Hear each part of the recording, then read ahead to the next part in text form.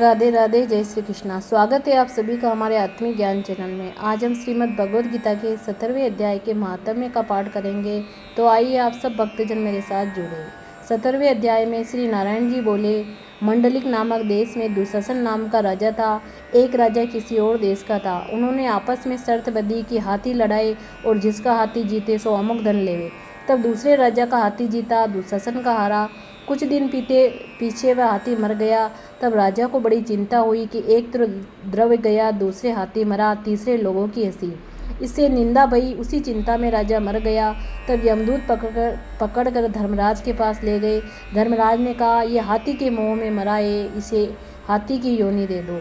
हे लक्ष्मी, राजा दुशासन संकल द्वीप में जाकर हाथी हुआ। वहाँ पर राजा के बहुत हाथी थे, जिनमें वह भी था। उसे पिछले जन्म की खबर थी। मन में बारंबार यही पछतावा करे कि मैं पिछले जन्म में राजा था, अब हाथी हुआ। बहुत रुदन करे, खावे पीवे कुछ नहीं। इतने में एक साधु आया और उसने राजा को एक श्लोक सुनाया। राजा बड़ा प्रसन्न हुआ और कहा, हे संत जी, कुछ मांगो। उसने कहा, और सब कुछ मेरे पास है, किंतु एक हाथी नहीं है। राजा ने यह सुनकर वही हाथी दे दिया। ब्राह्मण उसे अपने घर ले आया, हाथी को दाना दिया। वह नहीं खावे, पानी भी नहीं पिए। रुदन कर मन में सोचे, कोई ऐसा हो जो मुझे इस योनि से छुड़ाए। तब उस साधु ने महावत को बुलाकर पूछा कि इस हाथी को क्या दुख है, जो कुछ खाता पीता नहीं। महावत ने देखकर कहा, कुछ रोग नहीं। तब साधु ने राजा से कहा, हाथी खाता पीता कुछ नहीं, खड़ा खड़ा रुदन करता है। यह सुनकर राजा स्वयं देखने को आया। राजा ने अच्छे अच्छे वेद तथा महावत बुलाए और उसको हाथी दिखाया। उन्होंने देखकर कहा, हे राजन, इसको कोई मानसिक दुख है, देह का कोई दुख नहीं। तब राजा ने कहा, हे हाथी, तू ही बोलकर कह, तुझे क्या दुख है। परमेश्वर की शक्ति से मनुष्यों की बोली में हाथी ने कहा, हे राजन, तू वही धर्मज्ञ है और वह विप्र भी बुद्धिमान है। इसके घर का अन्न वही खावे जो बड़ा धर्मात्मा हो, मुझे क्यों मिले। तब साधु ने कहा, हे राजन, अपना हाथी फेर लो।